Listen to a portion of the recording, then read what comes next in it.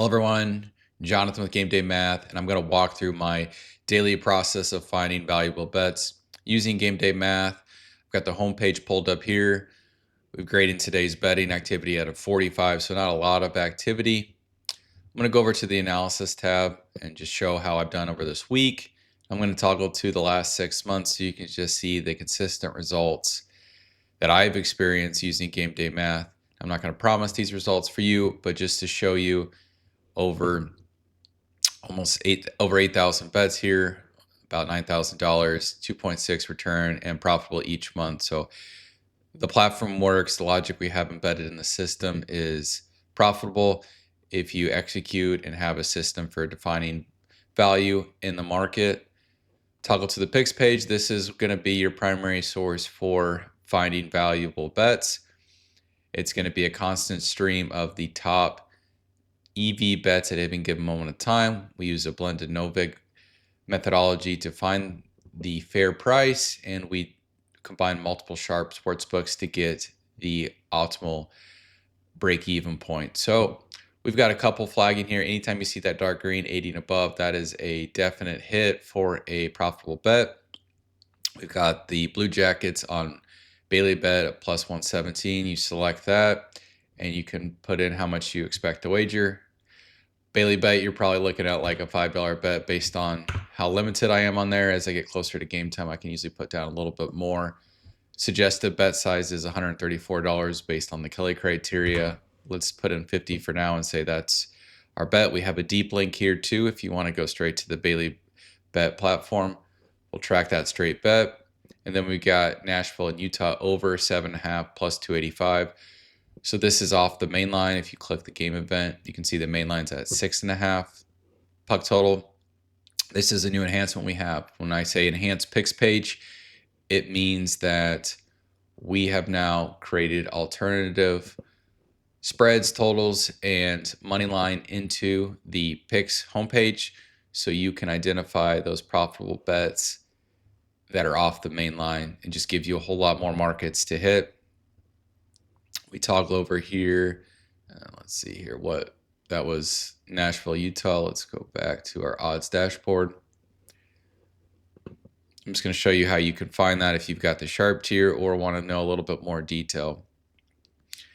If I can find the bet here, there we go. Okay, so expand that. You can see there's our 82 bet score over 7.5 puck line. We've got that on no-vig here. We've got DraftKings, Fliff, BetMGM, Fanatics, and Onyx Odds all have that. And we've got the break-even at plus 261. You can see it's a pretty wide market right now, but you could also take this and instead of taking it at face, knowing that's pretty long odds, you could go make a market. And this is sometimes I like to do is just front run that and see that the opposite longest odds on the under is minus 317. And I could go ahead and dynamically see if I was to put a 315 line out there, that'd be an 88 bet score. And I would like to create as much value as possible. So I take this as a make bet and go put that into no vig and actually make a better line than what is currently out in the market. Okay, next one, we've got the Bulls, minus 6.5, plus 107, 78 bet score. Let's go ahead and see what we have. If you click the event, you can drill in and just see where other books have it. Circa has that at minus 110, minus 110. Same with Bet Online. So I'm seeing some nice value there. And this is, again, where you can use these lines to determine if you want to take that plus 107 or if you want to actually make a market and front run and try getting a little bit higher bet score. So right now the longest odds on the Wizards covering up plus 6.5 is minus 110. I can go put a plus 109 value out there. So I'm going to make a minus 109 market. This is something I like to do a lot. And we could create higher bet score, still present the best line in the market. So there's a good chance of getting filled. And you can go ahead and just track that. So you can do that as a step one. And you can also go, if you want to sweep some of that 633 to make sure you do get a bet down. And in case you don't get filled, if there's some pretty hard steam movement, you could go ahead and just take a portion of the 107 as well. So you can navigate that as you like, but it's a way to both take and make and dynamically be able to value that on either side. Let's keep scrolling down here. Basically, it's all no vig activity, which is pretty consistent. I mean, the lines are so tight at no vig that allows you to really be able to use that as your primary betting site. Let's go down here to athletics and Yankees, the 8.5 line.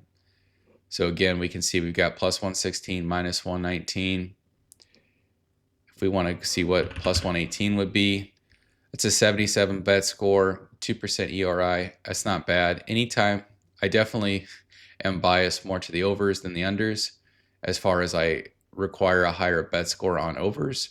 So I would probably look to see what would it take for me to get an 80 bet score. So that'd be a 120, and I'd be taking that. So I'd go make a market plus 120 here, get almost a 3% ROI and an 80 bet score, knowing that I'm not there's 428 liquidity in front of me. But again, I think there's a good case to be made that unders usually have better CLV value, and we'll take that. So here's a great example. Under 216, minus 110 on Boston and the Knicks. So we've got Circa putting that line out as well, which is a sharp book. And Circa, I go look here at Novig. I want to see what their 216 line is. I'm going to click the alt lines over here, and then we'll select on the market. It's going to give me a drop down of all the different alternative lines that Novig's putting out. So we got the 216. We've got the over at plus 111. We got the under at minus 115. So what that's telling me is somebody's made a market more aggressive than the minus 110. So they're pretty confident that the under has value. So I see that, and I'm going to go ahead and say I like that 216 minus 110, knowing that we've got FanDuel a full point under that. We've got Novig that's creating value for that as well. We've got Bet Online as a full point, and Bookmaker and Pinnacle as well. So I'm going to say, even though it's a 74 bet score, I'm going to take that bet and go ahead and put down some money for that tighter bet score, still positive EV. And like I said, I think if you're going to bias one way or the other, I would definitely bias more to unders versus overs, especially on retail books when they're presenting the value. Okay, let's go do something else, and let's go use our new parlay generator.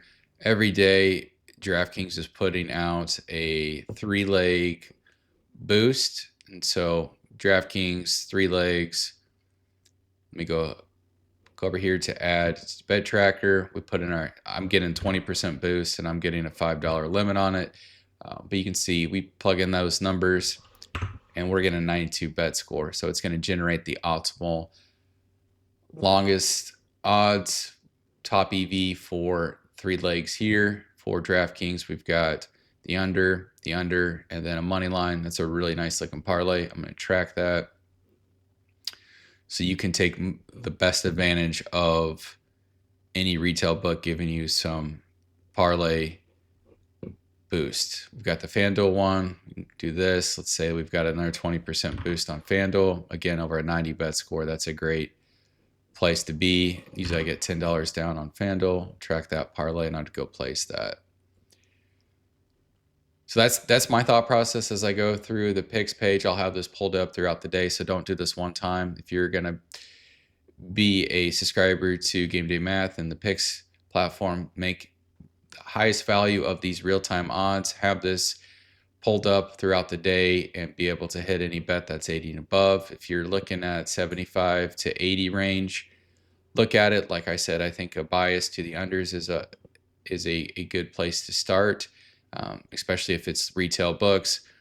When you're looking at Novig or ProfitX, look at where the market's at. Look if you can create market by front running. I'd find that to be a great place to create additional value in the market as well. So best of luck with your sports betting. Please do consider liking and subscribing. Leave a comment down below if there's anything you want me to dive into deeper. Plan on doing a similar video with the Sharp tier just to show the differences and how you can make the most use of the Sharp plan. Otherwise, Thank you for watching, and best of luck with your sports betting.